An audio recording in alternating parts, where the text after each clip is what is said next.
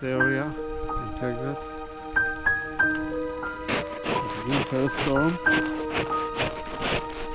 Ice. It's very tricky to walk around here.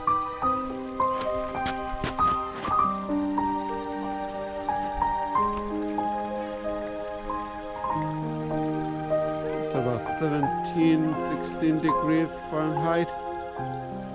It's freezing cold.